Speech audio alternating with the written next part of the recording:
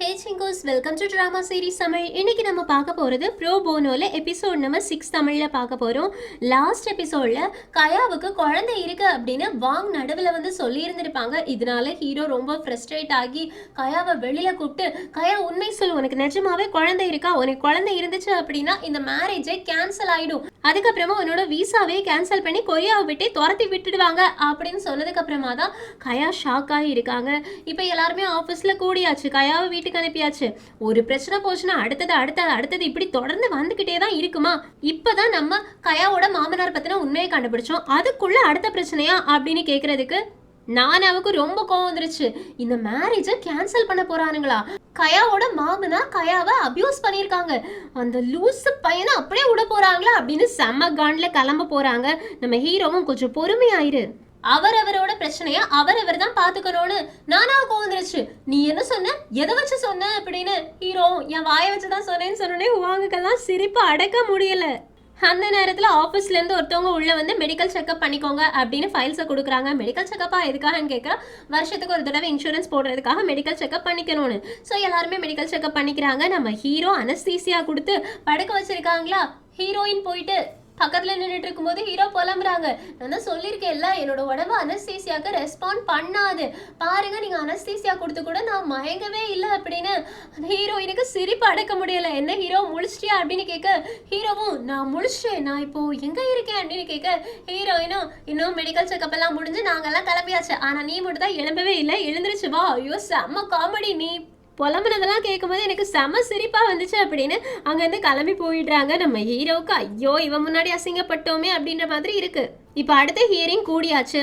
வாங் சொல்ல வேண்டிய எல்லாத்தையுமே சப்மிட் பண்ணிட்டாங்கல்ல, அதனால ஜட்ஜு வந்துட்டு ஆப்போசிட் டீம்ல சொன்ன மாதிரி நீ பிசிக்கல் எக்ஸாமினேஷனுக்கு ரெடியா இருக்கியா, ஆல்ரெடி உன்னோட உடம்பு குழந்தை பெற்றிருக்கு அப்படின்றத கன்ஃபார்ம் பண்றதுக்கான எக்ஸாமை நீ அட்டன் பண்றியா அப்படின்னு கேட்க, ஹீரோயின் எழுந்துருச்சு இல்ல தேவை கிடையாது அப்படின்றாங்க. ஜட்ஜும் அப்படின்னா அப்படின்னு கேட்க, ஹீரோயினும் ஏன்னா நாங்க வந்துட்டு ஒத்துக்கிறோம், அவளுக்கு ஆல்ரெடி குழந்தை இருக்கு அப்படின்றத நாங்கள் ஒத்துக்கிறோன்னு உடனே ஜட்ஜு கயா கிட்ட கேட்குறாங்க. கயாவும் ஆமான்னு சொல்லிடுறாங்க. கயாவோட ஹஸ்பண்டுக்கு செம்ம காண்டு, அங்கே இருக்க பெஞ்சை போட்டு அடி அடின்னு அடிக்கிறாங்க.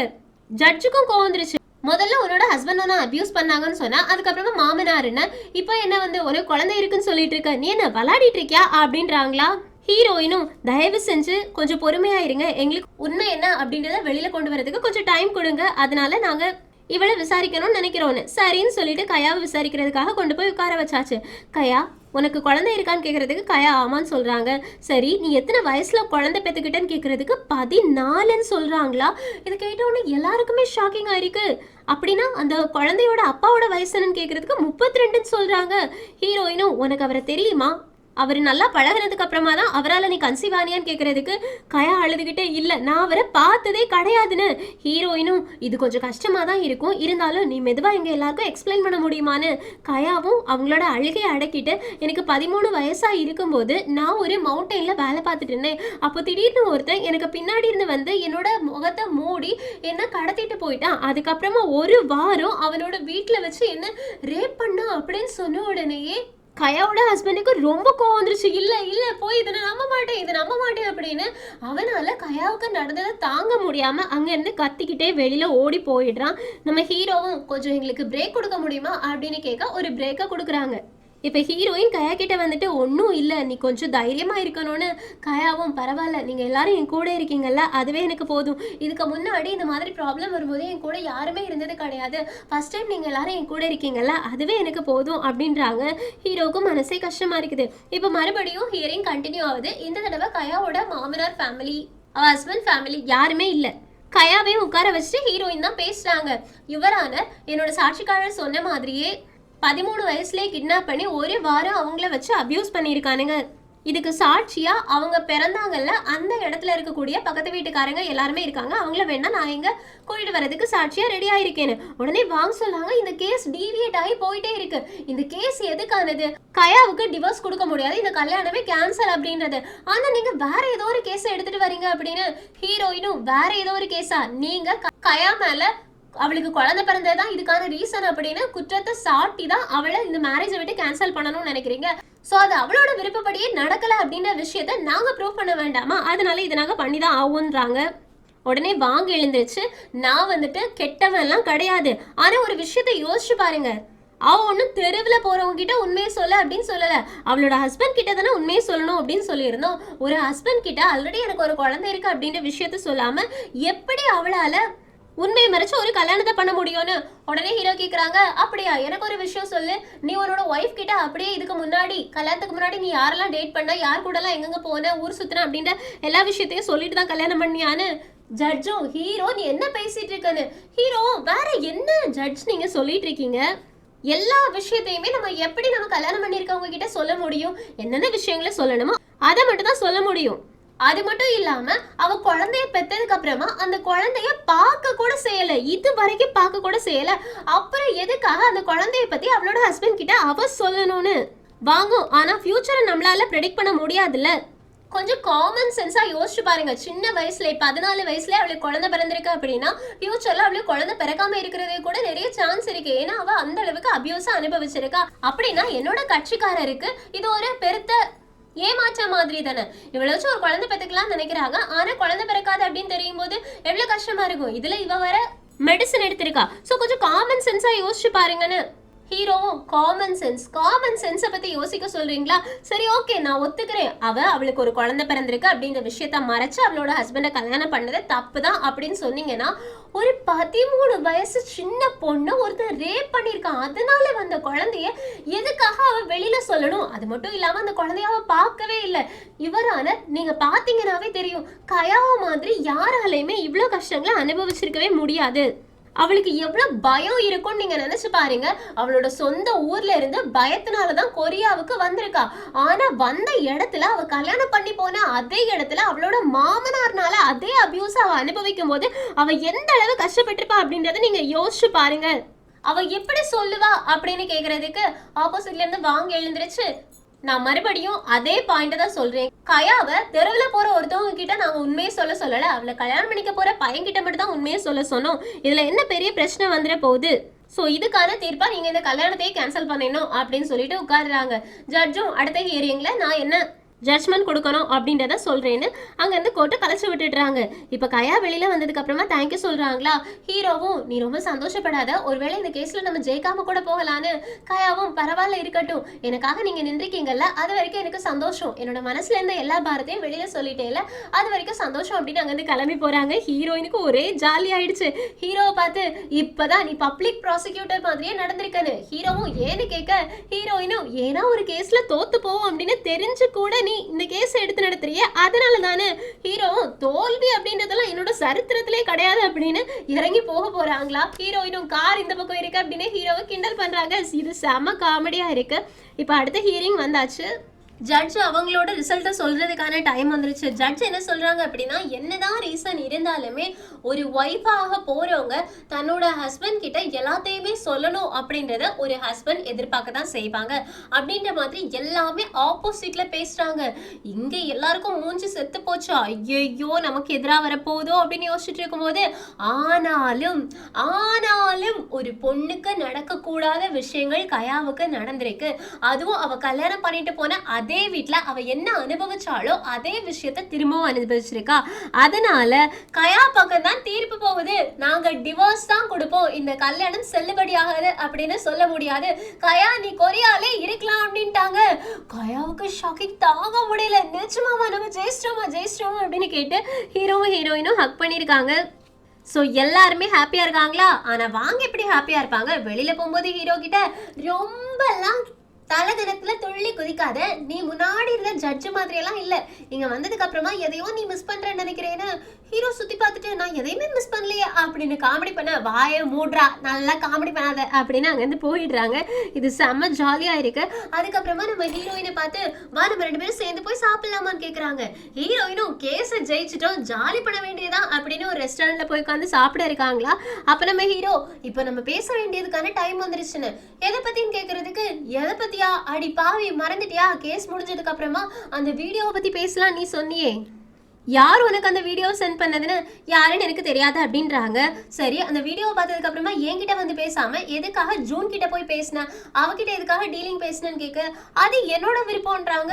சரி உன்னோட விருப்பம் தான், அப்ப நீ என்ன நம்பல, அந்த வீடியோ பார்த்துட்டு நான் கள்ளன் தான், நான் பணம் வாங்கியிருப்பேன் அப்படின்னு நீ நம்பிட்ட, அப்படிதான் நீ கேட்க. ஆமா, ஏன்னா நீ ஒரு பப்ளிசிட்டி பைத்தியம், காசுக்காக என்ன வேணாலும் செய்வ. எங்களோட டீம்ல வந்ததுக்கு அப்புறமாவே நீ காசு காசு காசுன்னு தானே பேசிக்கிட்டு இருந்தேன்னு ஹீரோவும். ஆனாலும் நான் யார்கிட்டயாவது காசு வாங்கினேன்னா இது வரைக்கும் எத்தனை கேஸ் வாதாடி இருக்கேன், ஒரே ஒரு வீடியோவை பார்த்து என்ன நீ ஜட்ஜ் பண்ணிட்டியான்னு கேட்க ஹீரோயினும், ஒரு வீடியோவை பார்த்து மட்டும் கிடையாது, நீ ஜூன் கிட்ட என்ன பேரம் பேசின, எங்களை 70% வின் பண்ண வச்சுட்டு நீ ஜட்ஜ் ஆகணும் அப்படின்னு ஆசைப்படுறல்ல, ஒரு வருஷம் தானே உன்னோட டீலிங் இருக்கு அப்படின்னு. இதை கேட்டோடனே ஹீரோக்கு செம்ம ஷாக்கிங்கா இருக்கு. நான் டீல் பேசினதெல்லாம் உண்மைதான், ஆனா என்னோட முழு எஃபர்ட்டை போட்டு தான் இங்க நான் இருக்கேன்னு சொல்றதுக்கு ஹீரோயினும் உன் கூட எல்லாம் இதுக்கு மேல பேச முடியாது அப்படின்னு அங்கிருந்து எழுந்திரிச்சு போயிடுறாங்க. இப்போ அடுத்த நாள் மறுபடியும் ஆஃபீஸில் எல்லாரும் உட்காந்துட்டு இருக்காங்களா, ஹீரோ அடுத்து என்ன கேஸ் எடுக்கிறது அப்படின்ற மாதிரி பார்த்துட்டு இருக்கும்போது ஜாங் கத்தி சொல்றாங்க, ஏய் வாங் மேல்முறையீடு பண்ணியிருக்கான், ஹை கோர்ட்ல போயிட்டு கேஸை ரீஓபன் பண்ண சொல்லியிருக்கான்னு. ஹீரோவும், எதுக்கும் நீங்க கவலைப்படாதீங்க, திரும்பவும் நம்ம தான் ஜெயிக்க போறோம், ஏன்னா நம்ம தான் ஃபேமஸ் ஆயிட்டோமே இந்த கேஸ்ல அப்படின்னு ஆன்லைன்ல இவங்களை பத்தின ஆர்டிக்கல் வந்திருக்குமா, அது எல்லாத்தையும் காமிச்சு கண்டிப்பா வின் பண்ணி தான் ஆகணும் அப்படின்னு சொல்றாங்க. இப்போ அடுத்த ஹியரிங் ஹை கோர்ட்ல நடக்குது. வாங் கயாவை விசாரிக்கிறாங்க. ஃபர்ஸ்ட் கொஸ்டினே என்னன்னா, உங்களை கிட்னாப் பண்ணிட்டு அபியூஸ் பண்ணாங்கல்ல, அவங்க வீட்டுல நீங்க எவ்வளவு நாள் வரைக்கும் தங்கி இருந்தீங்கன்னு. கயா அழுதுகிட்டே 9 மாசம்னு சொல்றாங்க. நமக்கே ஷாக்கிங்கா இருக்கு, 9 மாசமா அப்படின்ற மாதிரி. ஸோ ஜட்ஜும் 9 மாசமான்னு கேட்கறதுக்கு வாங்கும், ஆமா 9 மாசம் தங்கி இருந்தீங்கன்னு சொல்றீங்க, ஸோ அந்த 9 மாசமும் அவன் உங்களை லாக் பண்ணி தான் வச்சிருந்தானான்னு கேட்க, இல்லை நான் ஃப்ரீயா தான் சுத்தி திரிஞ்சேன்னு. அப்படியா, கிட்னாப் பண்ண ஒருத்தனோட வீட்டுல சும்மா ஜாலியா நீங்க சுத்தி திரிஞ்சீங்களா, அவன் உங்களை வெளியில விட்டதுக்கு அப்புறமா உங்க அம்மா அப்பா வீட்டுக்கு போகணும் அப்படின்னு உங்களுக்கு தோணவே இல்லையா, ஒருவேளை கிட்னாப் பண்றதே உங்களுக்கு பிடிச்சிருந்துச்சோ அப்படின்ற மாதிரி கேட்க கயாவும் அழுதுகிட்டே, இல்ல இல்ல இல்ல அந்த மாதிரிலாம் கிடையாது, நான் ஓடி போனேன், நான் தப்பிச்சு போனேன், 7 நாளைக்கு அப்புறமா நான் தப்பிச்சு போனேன், என் அம்மா அப்பா வீட்டுக்கு நான் போனேன், ஆனா என் அம்மா அப்பா கிராமத்து ஆட்கள், இனி என்னை யாருமே கல்யாணம் பண்ணிக்க மாட்டாங்க அப்படின்றதுனால அவங்களே என்ன அவனோட வீட்டுக்கு அனுப்பி வச்சுட்டாங்க, எனக்கு என்ன பண்றது அப்படின்றதே தெரியல, அந்த வயசுல எனக்கு முடிவெடுக்க தெரியல, என்ன எங்க அம்மா அப்பா தான் அவனோட வீட்டுக்கே கொண்டு போய் விட்டுட்டாங்கன்னு. வாங்க கேக்குறாங்க, அப்படின்னா இது அரேஞ்ச் மேரேஜ் மாதிரி, உங்க அம்மா அப்பா சம்மதத்தோட தானே அங்க கொண்டு போய் விட்டுருக்காங்க, அது மட்டும் இல்லாம 9 மாசம் நீங்க அங்க சந்தோஷமா தானே இருந்திருக்கீங்கன்னு கேட்க கயாவும், யார் சொன்னா நான் சந்தோஷமா இருந்தேன்னு, ஒவ்வொரு நாளும் அவன் என்ன அடிப்பான், அது மட்டும் இல்லாம என்னை எதுக்காக கடத்தானோ அந்த விஷயத்த டெய்லி என்கிட்ட பண்ணிட்டு இருந்தான், என்னால அங்க இருக்கவே முடியலன்னு. வாங்கும், அப்புறம் எப்படி 9 மாசம் அங்க இருந்தீங்க, குழந்தைய பெத்தெடுக்கிறதுக்காகவான்னு கேட்க, யார் சொன்னா நான் அங்க குழந்தைய பெத்தெடுத்தேன்னு, நான் ஒன்னும் அங்க குழந்தைய பெத்தெடுக்கல, என்னால தாங்க முடியல, அதனால ஒரு நாள் கஷ்டப்பட்டு அங்க இருந்து எப்படியோ எஸ்கேப் ஆயிட்டேன், மறுபடியும் என் அம்மா அப்பா வீட்டுக்கு போனேன், ஆனா என்னோட அம்மா மட்டும் தான் என்ன அக்செப்ட் பண்ண ரெடியா இருந்தாங்களே தவிர என் அப்பா இந்த வீட்டுக்குள்ள அலோவ் பண்ணவே இல்லை, எனக்கு எங்க போறது அப்படின்றதே தெரியல, அதனால ஒரு குகைக்குள்ள இருந்தேன், அங்க பக்கத்துல இருந்தவங்க எல்லாருமே என்னை பார்த்து எனக்கு சாப்பாடெல்லாம் தந்தாங்க, குழந்தைய அங்கேயே பெத்து போட்டு அவங்க கிட்டே கொடுத்துட்டு நான் வந்துட்டேன், அவங்க அந்த குழந்தைய காப்பகத்துல சேர்த்துருவோன்னு சொன்னாங்க, அவ்வளவுதான், அதுக்கு மேல எனக்கும் அந்த குழந்தைக்கும் எந்த சம்பந்தமே கிடையாது, நான் தெரிஞ்சு அந்த தப்பு பண்ணல அப்படின்னு ஏங்கி ஏங்கி அழறாங்க. இது கேட்கும் போதே எல்லாருக்குமே மனசு ரொம்பவே கஷ்டமா இருக்கு. வாங்கும், நான் கேட்க வேண்டிய எல்லா விஷயத்தையுமே கேட்டுட்டேன். ஸோ இவங்க 9 மாசம் ஒருத்தவங்க கூட குடும்பம் நடத்திட்டு தான் அதுக்கப்புறமா என்னோட கட்சிக்காரரை கல்யாணம் பண்ணியிருக்காங்க அப்படின்னு பார்த்தா இவங்க ஆல்ரெடி ஒரு மேரேஜ்குள்ளே போயிட்டு தான் திரும்ப வந்திருக்காங்க. ஸோ இந்த விஷயத்த மறைச்சது ரொம்ப ரொம்ப தப்பு, ஸோ கல்யாணத்தை கேன்சல் பண்ணுங்க அப்படின்ற மாதிரி ஃபைனலாக பேசி முடிச்சுட்டு போய் உட்காந்தாச்சு.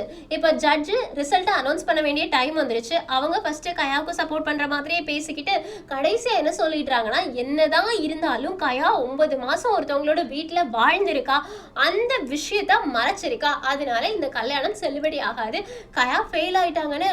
இதை கேட்டோடனே கயாவுக்கு ஒரு மாதிரி இருக்கு, இங்க என்ன நடக்குது, நம்ம தோத்து போயிட்டோமா, ஹீரோயின் நம்ம தோத்து போயிட்டோமான்னு ஹீரோயினுக்கு என்ன பேசுறது அப்படின்றதே தெரியல. ஸோ ஹீரோ இந்த கேஸ்ல ஹை கோர்ட்ல தோத்து போயிட்டாங்க. நானாவுக்கு ரொம்ப கோவம் வந்துருச்சு. ஹீரோ ஹீரோயின் கிட்ட இங்க என்ன நடக்குது, 9 மாசம் 13 வயசான பொண்ணுக்கு என்ன பண்ணன்னு தெரியாம ஒருத்தனோட வீட்டுல இருந்தாங்க அப்படின்னா ஒரே ஒரு காரணத்துக்காக இந்த கல்யாணத்தையே அவங்க கேன்சல் பண்ணிடுவாங்களா, நான் அவங்கள சும்மா விட மாட்டேன் அப்படி இப்படின்னு அடிக்கிறதுக்காக போற மாதிரி போறாங்க. அதுக்கப்புறமா தான் ஒரு விஷயம் இவங்களுக்கு ஞாபகம் வருது, ஆமா டெபுட்டி சீஃப் மினிஸ்டர் இருக்காங்களே அவங்க அந்த வில்லேஜ் கவர்னருக்கு சொந்தக்காரங்க அப்படின்னு சொன்னாங்கல்ல. அவங்க கூட நம்ம போனோ நாய்க்குட்டியோட ப்ராப்ளம் சால்வ் பண்ணோம்ல, அந்த பொண்ணோட அப்பா தானே அப்படின்னு கேட்க நம்ம ஹீரோ ஆமா அவர் வேணும்னே பழி வாங்குறதுக்காக தான் இந்த கேஸ் இந்த மாதிரி எடுத்துட்டு போறாரோ, அவருக்கும் இந்த கேஸுக்கும் ஏதாவது கனெக்ஷன் இருக்குமோ அப்படின்ற மாதிரி யோசிக்கிறாங்க. நம்ம ஹீரோவும் நீ எந்த கனெக்ஷனையும் யோசிச்சுட்டு போ, ஆனா இந்த கேஸை நான் விடுறதா இல்லை, நம்ம சுப்ரீம் கோர்ட்ல மறுபடியும் இதை வாதாடி ஜெயிக்க போறோம் அப்படின்னு அடுத்ததான் இந்த கேஸை கையில் எடுக்கிறதுக்கு முடிவு பண்றாங்க. ஆனா இந்த கேஸ் இதோட முடிஞ்சு போகல. இதுவரைக்கும் கயாவுக்கும் அவங்க ஹஸ்பண்டுக்கும் நடந்த கல்யாணத்தை கேன்சல் மட்டும் தான் பண்ணிருக்காங்களே தவிர அவங்க மாமனாருக்கு இன்னும் தண்டனை கொடுக்கல. அதனால இன்னைக்கு மாமனாரோட கேஸ் நடக்குது. மாமனாரோட கேஸ்ல என்ன தெரியுமா ஜட்ஜ்மெண்ட் ஆயிடுச்சு, இவ 9 மாசம் இன்னொருத்தவங்களோட வீட்டுல இருந்ததே பெரிய விஷயம். அதனால என்ன அப்படின்னா இந்த மேரேஜே கேன்சல் ஆயிடுச்சு. மேரேஜே பொயில ஆரம்பிச்சதுனால கவர்னருக்கு நாங்க தண்டனை கொடுக்க வேண்டிய அவசியம் கிடையாது. இருந்தாலும் அவர் ஒரு பொண்ணை அபியூஸ் பண்ணிருக்காரு, அது தப்புதான், அதை நாங்க இல்லைன்னு சொல்ல மாட்டோம். ஆனா அவர் எவ்வளவு பெரிய மனுஷன், எவ்வளவு நல்ல விஷயங்கள் செஞ்சிருக்காரு, அவரை பத்தி இது வரைக்கும் எந்த கம்ப்ளைண்ட்டும் வந்தது கிடையாது. இதுதான் ஃபர்ஸ்ட் டைம் அவர் தப்பு பண்ணிருக்காரு. அதனால இதை மன்னிச்சு விட்டுடலாம். ஒரு 100 நாளைக்கு சோசியல் சர்வீஸ் பண்ணா போதும், அது மட்டும் தான் இவங்களோட தண்டனை அப்படின்றாங்களா. கயாவுக்கு அழுகையா அடக்கவே முடியல, ஏங்கி ஏங்கி அழுறாங்க. ஹீரோயினுக்கெல்லாம் என்னடா இது, இந்த மாதிரி ஒரு ஜட்மெண்ட் வந்திருக்கே, ஒரு பொண்ணை அபியூஸ் பண்ணிட்டு வெறும் 100 நாள் சோசியல் சர்வீஸ் பண்ணிட்டு எஸ்கேப் ஆயிடலாமா ஒருத்தனால அப்படின்ற மாதிரி பார்த்துட்டு இருக்கிறதுக்கு அந்த பக்கம் கயாவோட மாமனார் வந்துட்டு வாங்குக்கு ரொம்ப தேங்க்ஸ் சொல்லி கங்க்ராச்சுலேஷன்லாம் பண்ணி கயாவை ஒரு மாதிரி பார்த்துட்டு அங்கிருந்து போறான். ஹீரோவுக்கு ரொம்ப டென்ஷன் ஆயிடுச்சு. அது மட்டும் இல்லாம கயாவோட விசாவை கேன்சல் பண்ணி அவளோட ஊருக்கே அனுப்பிடுங்க அப்படின்னு வேற சொல்லிட்டாங்க.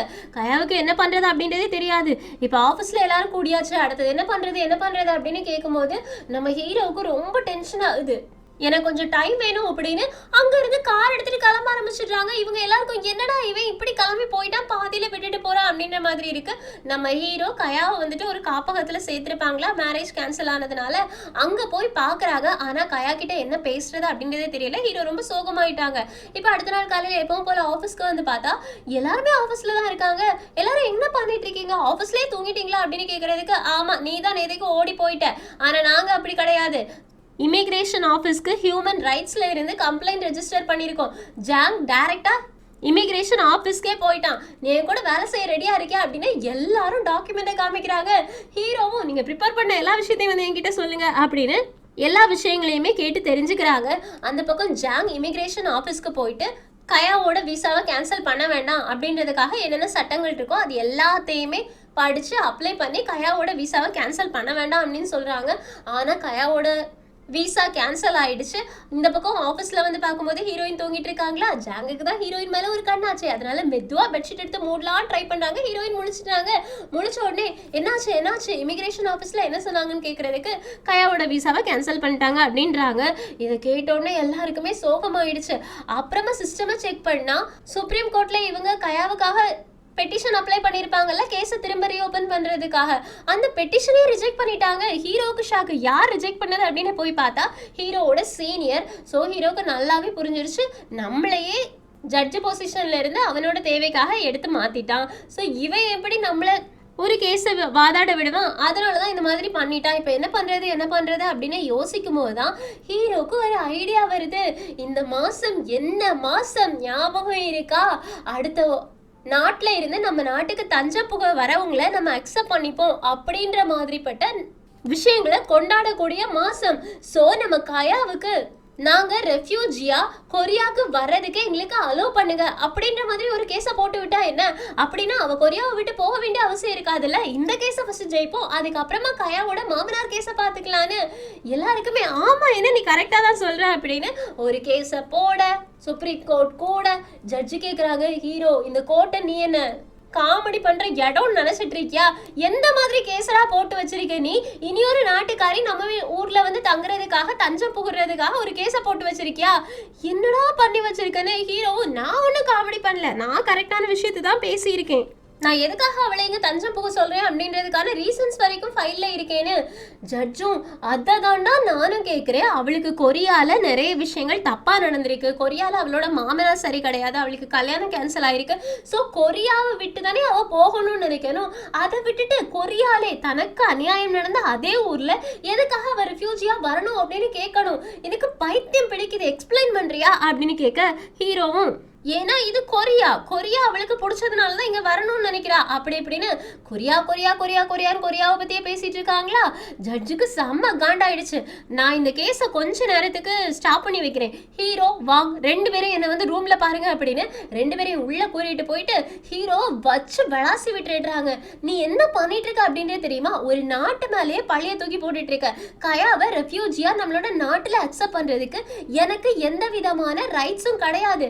அதை நீ பண்ண சொல்லிட்டு இருக்க பைத்தியக்காரா அப்படின்னு சொல்றதுக்கு ஹீரோ யார் சொன்னா ரைட்ஸ் கிடையாதுன்னு, இதுக்கு முன்னாடி நிறைய கேஸ்லாம் சால்வ் ஆயிருக்கு இந்த மாதிரி, அவ அடைக்கலம் தானே கேக்குறா, அடைக்கலத்தை கொடுங்க அப்படின்னு. ஜட்ஜும் பைத்தியம் மாதிரி பேசாதடா, அவளுக்கு எதை வச்சு நான் அடைக்கலம் கொடுக்க முடியும், அவளை எப்படி ரெஃப்யூஜியா நம்மளோட நாட்டுல அக்செப்ட் பண்ண முடியும்னு ஹீரோவும். ஏன்னா இது ரீபப்ளிக் ஆஃப் கொரியா, இங்க யார் வேணாலும் வந்து குடியேறலாம், அதுக்கான உரிமையை நீங்க கொடுத்தே ஆகணும். அது மட்டும் இல்லாம நீங்க மிலிட்டரியில வேற வேலை பார்த்திருக்கீங்க, அவளோட ஹிஸ்டரி எல்லாத்தையும் நான் உங்களுக்கு காமிச்சு தந்தேன், அந்த மாதிரிப்பட்ட பொண்ணை எதுக்காக நீங்க திரும்பவும் அவளோட ஊருக்கே அனுப்பணும்னு நினைக்கிறீங்க அப்படி இப்படின்னு பேச ஜட்ஜுக்கு செம்ம காண்டா, இங்க வாடா என்னையே கிண்டல் பண்றியா அப்படின்னு ஹீரோவை போட்டு அடி போத பண்ணிடுறாங்க. அப்புறமா ஹீரோ ஜாலியா அவங்களோட ஆஃபீஸ் ரூம்ல காலாட்டிட்டு போய் உட்கார்ந்துருக்காங்க. எல்லாருமே ஹீரோ அந்த ஜட்ஜு ரொம்பவே கோவப்படுவாங்க அப்படின்னு நாங்க கேள்விப்பட்டோம், இப்ப நீ என்ன பண்ண போற, அவங்க என்ன மாதிரி ஒரு ரிசல்ட் சொல்ல போறாங்க அப்படின்னு ஹீரோவும். நீங்க எதுக்கு கவலைப்படாதீங்க, இந்த கேஸ்ல நம்ம தோக்க தான் போறோம், ஆனா கயாவுக்கு நீதி கிடைக்க போகுதுன்னு.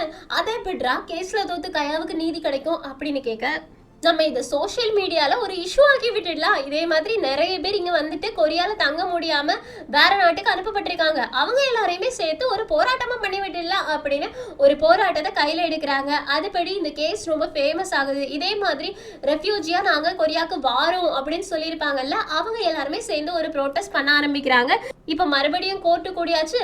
இந்த தடவை பார்த்தா நிறைய ஜட்ஜுமார்கள் நிறைய வக்கீல்மார்கள் எல்லாருமே ஹீரோக்கு பின்னாடி எல்லாம் உட்கார்ந்துட்டு இருக்காங்க.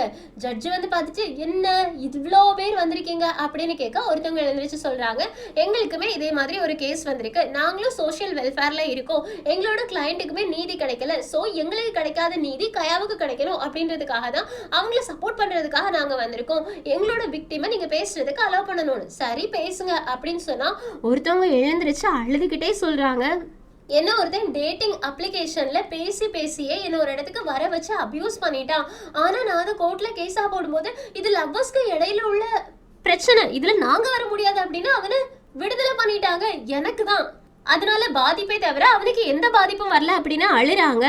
அடுத்ததா ஒரு பொண்ணு எழுந்திருச்சு, என்ன ஒர்க் பண்ற இடத்துல என்னோட மேலதிகாரி அபியூஸ் பண்ணிட்டான், நானும் அதை எதையுமே பொறுத்துக்க முடியாம கம்ப்ளைண்ட் பண்ணேன், ஆனா எனக்கு கிடைச்ச நீதி என்ன தெரியுமா, என்ன வேலையை விட்டு தூக்கிட்டாங்க, அவன் சந்தோஷமா அதே வேலையில தான் இருந்துட்டு இருக்கான், ஒரு பொண்ணா நான் தான் கஷ்டப்பட்டுட்டு இருக்கேன்னு.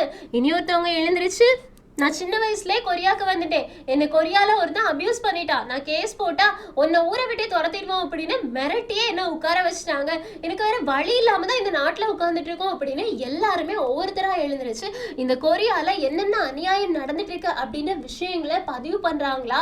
ஜட்ஜு கிட்ட கேட்டோடனே தலையே சுத்துது.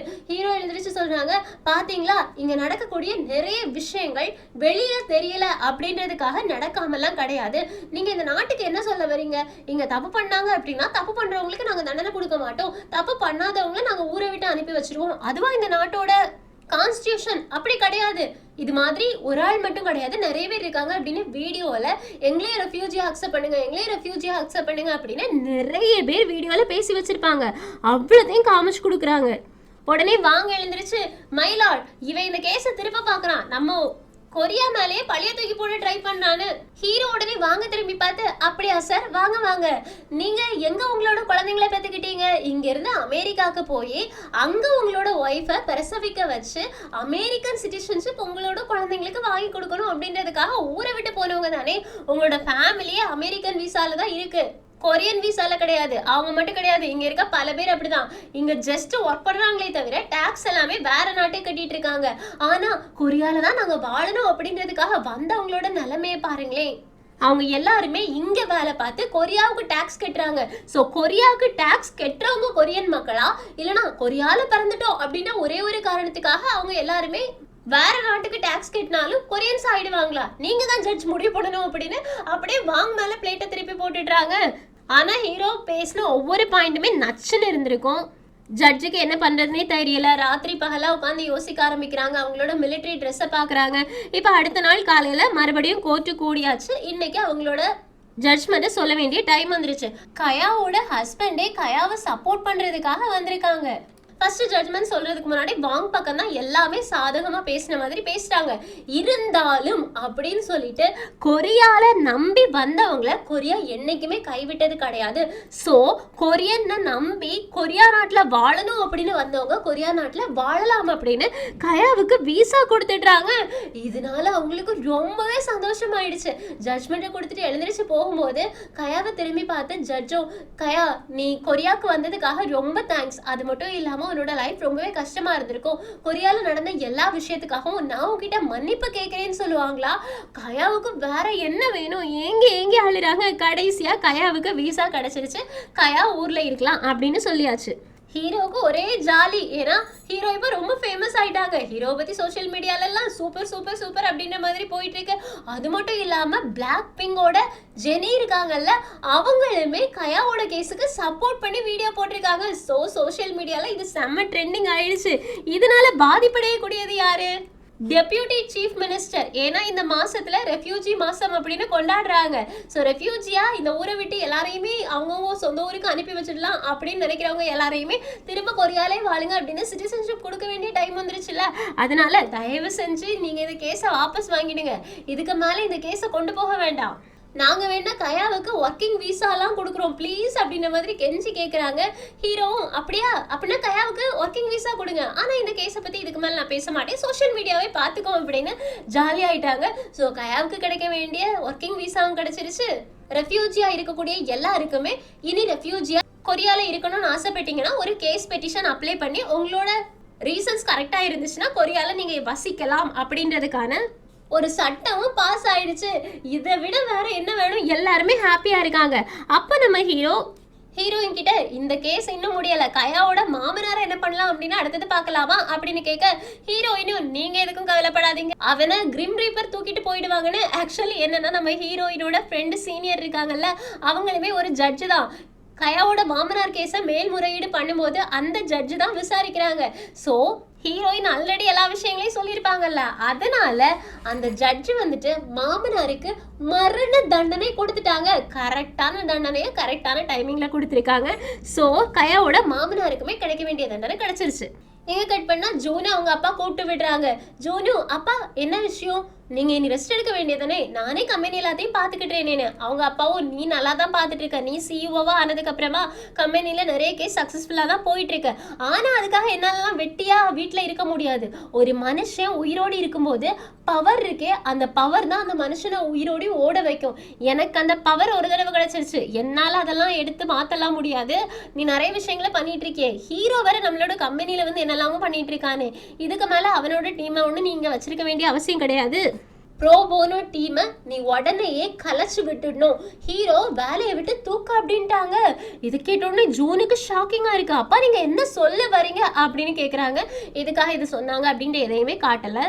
இந்த பக்கம் இந்த விஷயம் எதுவுமே தெரியாமல் ஹீரோ எல்லாருமே ஆஃபீஸில் இருந்துட்டு இருக்காங்க. அவங்களோட ஹெல்த் செக்அப்கான ரிப்போர்ட் எல்லாமே வந்துருச்சு. அந்த செக்அப் ரிப்போர்ட்டை பார்த்துட்டு இருக்கும்போது தான் ஹீரோயினுக்கு ஒரு விஷயம் ஸ்ட்ரைக் ஆகுது. ஹீரோ அனஸ்தீசியாவுக்கு ரெஸ்பாண்ட் பண்ணியிருந்திருக்கவே மாட்டாங்க. அவங்க புலம்பிக்கிட்டு தான் இருந்திருப்பாங்க. நான் தான் சொன்னேன்ல, அனஸ்தீசியா என்னோட உடம்புல ஒர்க் ஆகாது, எப்போவுமே நான் அனஸ்தீசியா தந்தா மயங்க மாட்டேன், இந்த மாதிரி தான் எனக்கு சுயநினைவு கொஞ்சம் இருக்கும் அப்படிலாம் பேசி இருந்திருப்பாங்கல்ல. அது எல்லாத்தையும் யோசிச்சு பார்த்து அந்த வீடியோ கூட கம்பேர் பண்ணும்போது ஹீரோயினுக்கு ஒரு விஷயம் ஸ்ட்ரைக் ஆகுது. ஸோ ஹீரோ கிட்ட ஓடி போயிட்டு ஹீரோ நீ இன்னசென்ட் அப்படின்றாங்க. எல்லாருமே இவ எதுக்கு திடீர்னு வந்து இப்படி பேசுறா அப்படின்னு கேட்க நம்ம ஹீரோயினும் ஹீரோ நீ இன்னசென்ட், உன் மேல எந்த தப்புமே கிடையாது, நீ அந்த தப்பு பண்ணலன்னு.